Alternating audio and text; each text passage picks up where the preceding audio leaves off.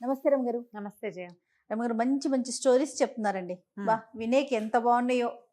ఇంకొక స్టోరీ ఏదైనా చెప్పండి. కొంచెం పెద్ద కథ చెప్దాం. అట్లనే జనరల్గా మనం బ్రహ్మ రాసిన రాత, బ్రహ్మ వేసిన ముడి, బ్రహ్మ ముడి ఇలాంటివి వింటాం కదా. పెళ్ళిళ్ళు అలా అవుతాయి. ఏమిటో ఒక సంవత్సరం సంబంధం చూస్తారు, వద్దనుకుంటారు. పిల్లకి నచ్చదు, పిల్లాడికి నచ్చదు. మరుసటి సంవత్సరం, మూడో సంవత్సరం మళ్ళీ అదే సంబంధం వచ్చి ఆ పెళ్ళి అవుతూ ఉంటుంది. అవును, అప్పుడప్పుడు చూస్తాం కనెక్ట్ కదా. అవుతారు అలా. జాతకం కుదరలేదు అనుకున్న వాళ్ళు కూడా మళ్ళీ పెళ్లి చేసుకున్న వాళ్ళు కొంతమంది కనపడతారు. రాసి పెట్టి ఉందన్నమాట. అదేదో ఊరు నుంచి, ఏదో ఊరు, మాకు ఇక్కడ సుబ్రహ్మణ్య గారిని ఒక పురోహితులు ఫ్రెండ్స్, అక్క వాళ్ళ ఇంటికి వస్తారు బాగా. ఆయన యూపీ వెళ్ళి ఒక యూపీ బ్రాహ్మణ అమ్మాయిని పెళ్లి చేసుకున్నారు. వాళ్ళు హిందీలో మాట్లాడుకుంటుంటారు. మన పద్ధతిలేనమ్మా అన్నీ అంటారు, కానీ అక్కడ ఆవిడ చేసుకున్నారు పనిమాల. ఆయన చాలా హ్యాండ్సమ్, మంచి కుటుంబం, పెద్దది, చక్కగా ఉండేవారు, పెద్దవారు బాగా, నాకంటే పెద్ద ఆయనే. సడన్ గా వెళ్ళి అక్కడికి వెళ్ళి చేసుకున్నారు. వాళ్ళ కుటుంబంలో అందరూ వెళ్ళారు, ఈయన ఒకడికే అక్కడ పెళ్ళైంది. రాసి పెట్టి ఉందన్నమాట. అంతే కదా రమగారు. అక్కడి నుంచి రాసి తెచ్చుకున్నాను అంటుంటారు ఆయన. ఎప్పుడైనా మాట్లాడినప్పుడు అది అది గుర్తొస్తుంటుంది అనమాట. ఎక్కడి నుంచో చేసుకుంటాం పెళ్ళిళ్ళు. పెళ్ళిళ్ళు ఎలాగో అయిపోతాయి. అసలు ఈ సంబంధం వీళ్ళకి ఎలా వచ్చింది, అలాంటివి కూడా అనిపిస్తాయి విచిత్రంగా. బ్రహ్మ రాసిన రాతని, బ్రహ్మ వేసిన మూడని చెప్తాం. ఆ బ్రహ్మ వేసిన ముడి కథ అనమాట ఇది. పూర్వం ఓ రాజుగారు ఉండేవారు. ఆయనకి లేక లేక ఒక అపురూప సౌందర్యవతి అయిన పిల్ల పుట్టింది. మాధవి అని పేరు పెట్టారు. బాగుండేది, అంటే ముట్టుకుంటే మాసిపోతుంది అనిపించేది. దాదులు కూడా అందంగానే ఉండాలి ఆ పిల్లని చూసుకోవడానికి. మామూలు వాళ్ళు అంటుకుంటే పిల్ల పాడైపోతుంది అలా అనిపించేది.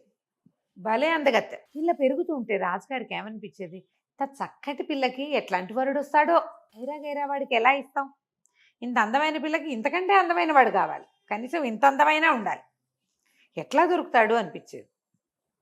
పిల్ల కొంచెం పెద్దది అవగానే ఒక 12 ఏళ్ళు వచ్చేసరికల్లా పెళ్లి సంబంధాలు చూడడం మొదలు పెడతారు. పాత రోజుల్లో అలాగే చేసేవాళ్ళు. ఆ రాజకుమారులు ఈ రాజకుమారులు ఫోటోలు వస్తే ఈయనకి ఒక్కళ్ళు నచ్చేవాళ్ళు కాదు. అదేమిటి వీళ్ళు ఎలా ఉన్నారు, వాడికి ఆ ముక్కులా ఉంది, వీళ్ళకి కనుబొమ్మలు బాగోలేదు, వాడు ఏమిటో క్రూరంగా చూస్తున్నాడు, పిల్ల సాత్వికురాలు, పిల్ల అందగతే, అలా అనిపించేది. ఎలా పెళ్లి దిగులు పట్టేసింది ఆయనకి. ఆ వచ్చినవాడు రాజు అవ్వాలని బెంగ కాదు, ఇంత అపురూప సౌందర్యవతికి తగినటువంటి జగదేక వీరుడు కావాలి, వీరుడు కాదు అందగాడు కావాలి ప్రధానంగా. ఇక కుదరటల్లా.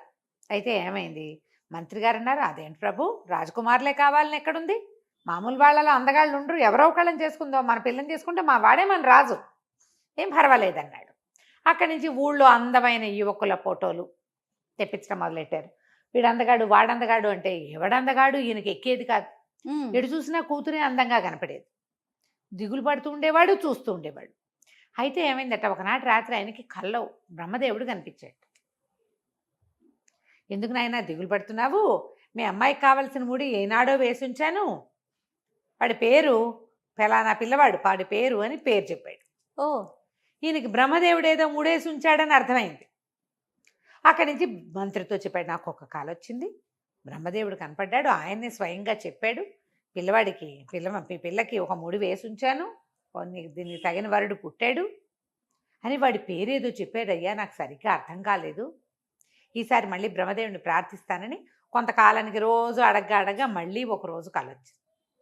నిన్ను దిగులు పడద్దన్నానా, కురవరట్టుతో మీ అమ్మాయి పెళ్ళవుతుంది అన్నాడు బ్రహ్మదేవుడు. పేరేమిటి, కురవరట్. అదేం పేరు, విచిత్రంగా ఉంది.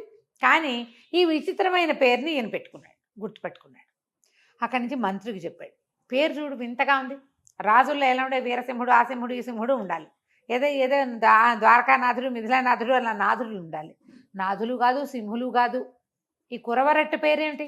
అక్కడి నుంచి మంత్రికి ఇంకొక ఐడియా వచ్చింది, మనం ఓ పని చేద్దామండి, మరి మన గూఢచారులు వాళ్ళు వీళ్ళు ఉంటారా, కొంతమంది మనకి వీళ్ళు కూడా ఉంటారంటే ఊళ్ళల్లో తిరిగేవాళ్ళు, సంచారానికి వెళ్ళేవాళ్ళు, అందరినీ పిలిచి విచిత్రమైన పేర్లు ఎవరివైనా కనబడితే రాసుకురండి, ఆ విచిత్రమైన ఫలానా పేరు వాడు ఏ ప్రాంతం వాడో గుర్తుపెట్టుకుని రాసుకురావాలి మీరని చెప్పారు. వీళ్ళ దగ్గర ఉన్న పేరేమిటి, కురవరట్ చెప్పారు.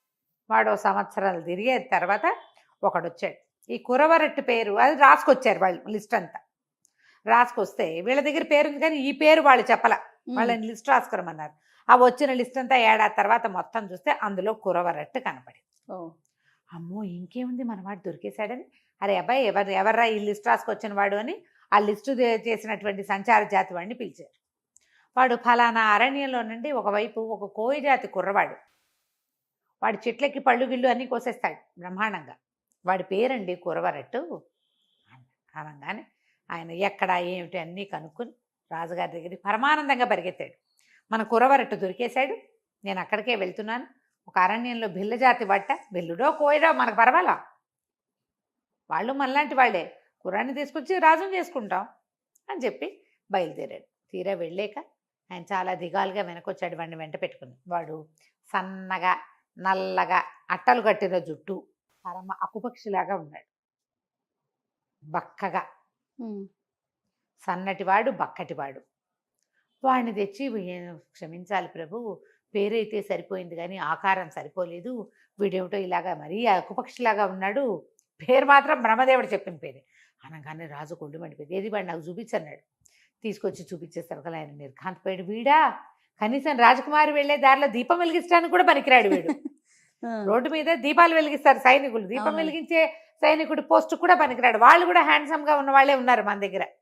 వీడికి ఎట్లా ఇచ్చి పెళ్లి చేస్తామమ్మా, ఏం చేస్తాం మంత్రి, మనం ఓ పని చేయి, వీడిని తీసుకెళ్ళి చంపేయి. అయ్యో, బ్రహ్మదేవుడు మూడేంటో చూద్దాం, వాడు కనుక బతికే ఉంటే మన కర్మగాలి, బ్రహ్మదేవుడు మూడేసానని చెప్పాడు, మళ్ళీ దేవుడు మొగుడైపోతాడేమో మన పిల్లకి, వీడిని సంహరించమన్నాడు. కోపం వచ్చింది రాజుకి. బ్రహ్మదేవుడి ముడి ఆయన ఐడియా ఏమిటో చూద్దాం, పెద్ద కల్లో వచ్చి చెప్పాడు. 2 సార్లు వచ్చాడు, 2 సార్లు కురవరట్టి పేరు చెప్పాడు. ఈ దేభ్యం వాడికి ఇవ్వడానికి ఇంత అందమైన పిల్లని పెంచాం, చంపేసే అన్నాడు. అనగానే వాడు మంత్రి గారు నిర్కాంతిపోయాడు. వాడి పంపేయి అంటే బాగుండేది, చంపేయమంటే బాధగా ఉంది, నచ్చల. సరే అడవిలోకి తీసుకెళ్ళి చంపేద్దాం అనుకున్నాడు. వెంట పెట్టుకు తీసుకుపోయాడు. ఇప్పుడు ఎవరికైనా వీడిని సంహరించండి అని చెప్తే కారణం చెప్పాలి. ఆ పని తనే స్వయంగా చేద్దాం నమ్మలేక చేద్దాం అనుకున్నాడు. అడవిలోకి వెళ్ళేసరికల్లా, అడవిలోకి వెళ్ళగానే వాడికి అలవాటు కదా, వాడు ఆ చెట్టుకి ఈ చెట్టుకి కాయలన్నీ కోసి మంచి దోరకాయలు తీసుకొచ్చి ఈయన చేతిలో పెట్టాడు. ఈయనకి ఇంకా బాధేసి, వీడు మంచివాడు పాపం, పిచ్చి మీద వాడిని చంపుతున్నానని అర్థం కాల. ఈయనేమో వాడిని ఏమంటారు ఎన్కౌంటర్ చేయడానికి తీసుకుపోయాడు. వాడు పోయి జేబులోంచి బిస్కెట్లు చాక్లెట్లు తీసిస్తే ఎన్కౌంటర్ చేసేవాడికి ఎలా ఉంటుంది, బాధ అనిపిస్తుంది. బాధగా ఉంది ఆయనకి. ఏం చేయాలి అని అలా అడవిలో నడుస్తూ ఉంటే వాడి మాటలు, వాడి కబుర్లు చెప్పడం, తేనె తాగుతారు అయ్యగారు, ఆ పైన ఉందండి అంటే దాని నిండా ఇన్ని తేనె తీగలు. వాడు క్షణాల్లో కోతిపిల్లలాగా పైకెక్కేసి శుభ్రంగా ఒక ఆకు దొప్పలో ఇంత పిండుకుని తీసుకొచ్చి ఇచ్చాడు. మరీ బాధ అనిపించింది, వీడిని చంపకూడదు, ఏం చెయ్యాలి, కానీ వీడిని బతికించి ఉంచితే కష్టం, చేత్తో చంపటం ఇష్టం లేదు. వాడి కోసిన పండు తిని వాడు తెచ్చిన తేనె తాగి వాడిని చంపచ్చా. ముందుకు నడిచి వెళ్తుంటే ఆయనకి దూరంగా ఒక కొండ కనపడి, ఆ కొండని వాసుకి కొండ అంటారు. అది కొన్ని సర్పాలకి ఆలవాలమని ఆ కొండెక్కిన వాళ్ళకి అక్కడితో పెద్ద తటాక ఉందని చెప్తారు. సర్పాలు ఉంటాయని, వాసుకి అనే మహాసర్పం ఆ వాళ్ళని భక్షించేస్తుందని కథలు చెప్పుకునేవాళ్ళు. అది నిజమో కాదో ఎవడికి తెలీదు. ఆ కొండకి దిగొచ్చిన వాడు ఎవ్వడూ లేడు. ఈయన అన్నాడు, అరే అబ్బాయి నాకు ఓ పని చేస్తావరా అన్నాడు. కురవరెట్టు చేస్తానండి, మీరు ఏం చెప్తే చేస్తాను. అయితే ఓ పని చేయి, ఆ కొండ ఎక్కు. ఆ కొండ మీదకి ఎక్కాక పెద్ద తటాకం ఉంది. ఆ తటాకంలో లోపల ఇసుక గులకరాళ్ళు ఉంటాయి. 2 సంచులు ఇచ్చాడు. ఈ సంచి నిండా గులకరాళ్ళు, ఈ సంచి నిండా ఇసుక పట్టుకురా. మరి ఇదిగో ఈ కాసు ఉంచుకో, ఊరికే వాడు ఎలాగూ చచ్చిపోతాడు పాపం, ఆశ పెట్టడానికి ఓ బంగారు కాసు చేతిలో పెట్టి తన ఉంగరం తీసి వాడి వేలికి పెట్టాడు. మీరు ఇక్కడే ఉంటారండి అయ్యగారు, నేను వెళ్ళొచ్చేదాకా అన్నాడు. వద్దులేని వద్దని ఉంగరం పెట్టాడనమాట. ఉంగరం పెట్టి నేను వెళ్ళిపోతా, నువ్వు ఇందాక మన నగరంలో కలుసుకున్నాను చూడు, రాజుగారి దగ్గరికి వెళ్ళావు, అక్కడ ఉంటా. నువ్వేం చేస్తావంటే నువ్వు మెల్లిగా ఎక్కాలి కదా, ఇదంతా ఎక్కాలి, ఆ పని చెయ్యాలి, అదంతా దిగాలి, ఎప్పటికవుతుంది అదంతా. నేను వెళ్ళిపోతా వెనక్కి, ఉంగరం ఉంది కాదు, నువ్వు వచ్చి ఉంగరం చూపిస్తే నా దగ్గరికి తీసుకొస్తారు ఎవరైనా. అవి చాలా మంచివి, అవి వాడుకోవటం కోసమే నిన్ను తీసుకొచ్చా, నువ్వంటే చూడు అడవిలో బాగా తిరుగుతున్నావు కాదు అని వాడికి చక్క ముద్దుగా చెప్పాడు. వాడు అట్టగానండి దాందేముంది, నేను వెళ్తాలేండి అన్నాడు. ఈయన గుర్రం వేసుకుని వెనక్కి వెళ్ళిపోయాడు. మన కురవరట్టు కొండెక్కటం మొదలుపెట్టాడు. కొండెక్కి ఎక్కి ఎక్కి ఎక్కి ఎక్కి మొత్తానికి 3 రోజులు కొండెక్కేశాడు. ఎక్కితే పెద్ద తటాకం ఉంది. వీడు ఆ తటాకంలోకి దిగాడు. వాడు అప్పటికే 3 రోజుల నుంచి కొండెక్కుతున్నాడు. దొరికిన కాయ కసరు, వాళ్ళ జీవితాలు అవే, కొండవాళ్ళు కదా, వాడు కోయపిల్లవాడు, వాడికి అదే అలవాడు. తేనె దొరికితే తాగేస్తాడు, తటాక ఎక్కడైనా సెలయేళ్ళు కనపడితే ఆయన నీళ్లు తాగుతాడు, ఓ పండో కాయో కోసుకొని తింటాడు. వాళ్ళకి తెలిసినన్ని కాయలు పళ్ళు మామూలు వాళ్ళకి తెలియవు. ఆకలి లేదు వాడికి, కానీ కొండెక్కటంలో చెమటలు పోసి విసగటగా స్నానం చేద్దామనిపించింది. సరే తటాకంలో ఎలాగో ఆయన అవి తీసుకురమ్మన్నాడు కదా అని ఆ తటాకంలోకి దూకాడు. పెద్ద తటాకం, చల్లటి నీళ్ళు. లోపలికి వెళ్తే అడుగునంతా ఇసుక రవ్వ రవ్వ రవ్వగా చేతికి తగులుతోంది. బోల్డ్ అన్ని రాళ్ళు ఉన్నాయి దాని నిండా ఆ తటాకంలో. వీడు హాయిగా కరువు తీరా స్నానం చేసి ఈతలు కొట్టి మరి గులకరాళ్ళు సంచి నిండా వేసుకున్నాడు. ఇంతవి అంతవి ఇంతవి అంతవి ఎన్ని రాళ్ళు, ఇంత సంచి అది. ఇసుక ఒకదాని నిండా పోసుకున్నాడు, నీరంతా చేసాడు, అందులోంచి బయటకు వచ్చాడు. వాడికి వస్తుంటే అనిపించింది వాడు నల్లటి సన్నటి చేతులు ఏమిటో పచ్చగా మారిపోయినట్టు అనిపించింది. చేతులు రంగు మారిపోయినాయి. ఆ నీళ్ళు ఏమైనా పవర్ఫుల్ అయ్యి ఉంటాయి, వాటికి ఏదో శక్తి ఉంది. మంత్రి గారు అక్కడ పెద్ద రాజుగారి దగ్గర పెద్ద అధికారి, ఆయన నువ్వు అడిగాడంటే వీటికి ఏదో మహత్యం ఉంది, అందుకే అడిగాడు అనుకున్నాడు. దిగొచ్చాడు. దిగి ఇక నగరానికి బయలుదేరాడు. వీడు మామూలుగా ఏదో చిన్న మామూలు బట్టలతోటి ఉన్నాడు. వీడు ఏమనుకున్నాడు, ఆకలిస్తోంది, ఏమైనా తినాలి. ఈ ఉంగరం ఏం చేశాడు, ఎవరికో చూపించాడు.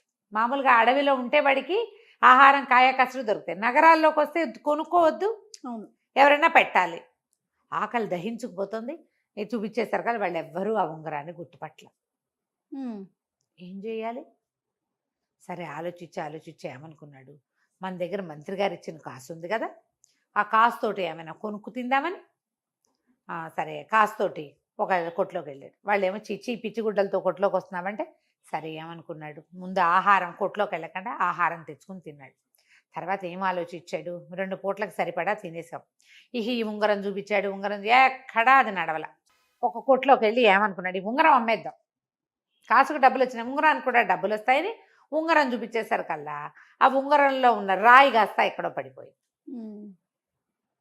ఆ ఉంగరం చూసినటువంటి కంసాల ఆయన, ఈ మన బంగారపు కొట్ట ఆయన ఏమన్నాడు, ఇందులో రాళ్ళు ఉండాలి కదా, ఈ రాయి పోయింది, ఒట్టుంగరానికి ఏమొస్తుంది, కొంచెమే, అంత ఎక్కువ బంగారం ఏం లేదు, డబ్బులు ఇస్తా కానీ రాయి ఉంటే చూడు అన్నాడు. అనగానే వీడికి ఏమనిపించింది, ఇందులో రాయి లేకపోతే పీడా పోయి మన దగ్గర సంచి నిండా గులకరాళ్ళు ఉన్నాయి కదా, ఏదో ఒక రాయి పెట్టి ఏదో ఒక రాయి తెద్దామని చిట్టి ఒక రాయి తీసి ఆయన చేతిలో పెట్టాడు. తీసుకొచ్చాడు. రూమ్ వెళ్ళి తను ఎక్కడున్నాడో అక్కడి నుంచి దాచిపెట్టాడు. అక్కడి నుంచి పుచ్చుకొచ్చాడు. అవి ఎక్కడ పడితే అక్కడ పెట్టడానికి వీల్లేదు, మంత్రి గారికి అప్పచెప్పాలి కదా, పాపం దాచాడు బయట. ఆ రాయి చూసేసరికి వాడు నిర్కాంతిపోయాడు. అయ్య బాబోయ్ ఎక్కడిది ఇది అన్నాడు. నాదేనండి ఉంగరంలో ఉండేది అంటే ఆయన అటు ఇటు తిప్పి చూసి, నేను దీన్ని కొనలేనేమో, ఓ 300 ఇస్తాను అన్నాడు. అనగానే వీడికి అనిపించింది వీడు కొనలేనేమో అన్న డైలాగు 300 మ్యాచింగ్ అవ్వాల. వీడు మహా తెలివైన వాడు. వాడు కాస్త అనుమానంగా మొహం పెట్టాడు. అంతేనా అన్నాడు. సర్లే పోన్లే 400 ఇస్తాను అన్నాడు. ఓహో ఇంకా వస్తుందన్నమాట, నేను ఇవ్వనండి, ఇంకో చోట చూపిస్తాను అన్నాడు. అనగానే బాబు నీకు దండం పెడతా, ఎవరైనా దీనికి 500 మించి ఇవ్వరు, దీన్ని సాన్ పట్టాలి, దీంట్లోనే ఫిట్ చేయాలంటే దీన్ని సాన్ పట్టుకోవాలి, ఇదేదో క్రూడ్ రాయి, 500 తీసుకొని 500 కాసులు. వీడు ఒక్క కాసుతోటి భోజనము మామూలు బట్టలు కొనుక్కున్నాడు. సరే ఏమనుకున్నాడు, తీసుకున్నాడు, ఇదే బాగుంది మన సంగతి, ఆ మంత్రి గారు దొరకకపోతే పీడా పోయిరి అని చెప్పేసి ఆ ఉంగరం మాత్రం వేలికి పెట్టేసుకున్నాడు. దాంట్లో రాయి లేదు, రాయి లేని ఉంగరమే ఉంచుకున్నాడు. ఇక అక్కడి నుంచి ఏం చేశాడు, డబ్బులు పూసుకొని వచ్చేసాడు. చక్కగా ఒక ఇల్లు అద్దెకి తీసుకున్నాడు, బట్టలు కొనుక్కున్నాడు, శుభ్రమైనవి చక్కటి బట్టలు. ఈయన చూస్తే అందరూ యువరాజు ఉన్నాడు చూసినట్టు చూస్తున్నారు. తన దగ్గర రత్నాలు సంచి నిండా ఉన్నాయి కదా, అవసరమైనప్పుడు 2 రాళ్ళు 3 రాళ్ళు చొప్పున అమ్మటం మొదలు పెట్టాడు. వీడిని రత్నాల రాజు అనేవాడు. పేరే మారిపోయింది. వీడి దగ్గర ఇంత సంచిడు ఉన్నాయి, వాడు గుప్పెడమ్మ ఉంటాడు అంతే. ఆ గుప్పెడు రత్నాలతోటే వాడికి ఆ పేరు వచ్చేసింది, గుప్పెడు గులకరాళ్లతోటే. ఆ ఇసుక అయితే బంగారు ఇసుక, దాన్ని ఎవరికి ఇవ్వాల, వాడి దగ్గరే ఉంచుకున్నాడు. సరే ఊళ్ళో ఆ నోట ఈ నోట ఈ రత్నాలు, కొత్తవాడెవడో వచ్చాడని ఊళ్ళోకి, వాడి దగ్గర రత్నాలు ఉన్నాయని తెలుసుకున్నారు. మంత్రి గారికి ఎవరో చెప్పారు, రత్నాల రాజు అని ఒక కుర్రాడు ఉన్నాడు, మరి వాడు భలే అందగాడు, తర్వాత వాడి దగ్గర బ్రహ్మాండమైన రత్నాలు ఉన్నాయి, ఎన్ని రాసులు ఉన్నాయో, వాడు ఒక రత్నం అమితే 1000-2000 కాసులు వచ్చేస్తున్నాయి వాడికి. ఆ రత్నాల్లో 1-2 చక్కగా మెరుగుపెట్టించి యువరాణి కూడా పంపారు. రాజు కూడా కొంటాడు వాటిని. అక్కడి నుంచి రాజు అన్నాడు, ఏమిటి మనకి ఊళ్ళో అంతా ఇంత అందగాళ్ళు ఉంటే ఎవరు గురించి ఎవరు చెప్పలేదు, వీడెవడో కొత్తగా వచ్చిన వర్తకుడు భలే అందగాడని చెప్తున్నారు, వర్తకుడు అయితే ఏమిటి, మన పిల్ల నుంచి పెళ్లి చేయొచ్చు, ఆ అబ్బాయిని చూసిరమ్మన్నాడు. ఈ మంత్రి గారి సుబుద్ధి ఓ చిన్న పటాలాన్ని వేసుకుని రత్నాల రాజును చూడపోయాడు. ఈయనేమో కురవరట్టును గుర్తుపట్టలేదు, కురవరట్టు మంత్రి గారిని గుర్తుపట్టలేదు.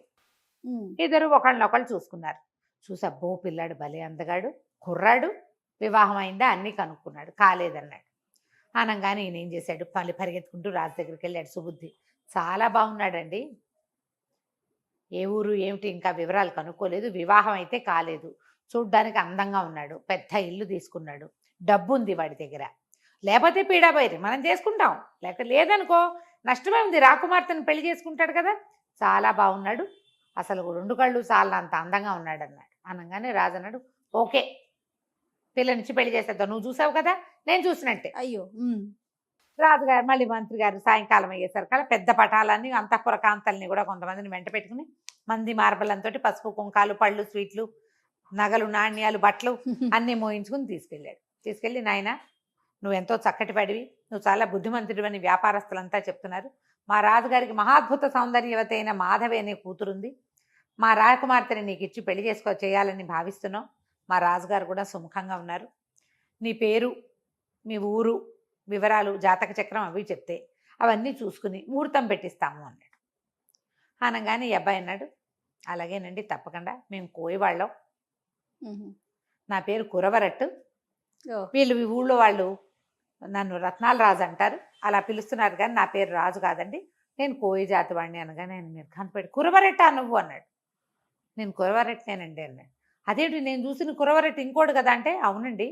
అప్పుడు ఈయన మా కుర్రాడికి తట్టింది, ఆయనేమోనండి. ఆయన ఉంగరం చూపించాడు, ఈ ఉంగరం మీదేనండి అని. ఇందులో రాయిపోయింది కానీ ఈ ఉంగరం నాదేనా అన్నాడు ఆయన.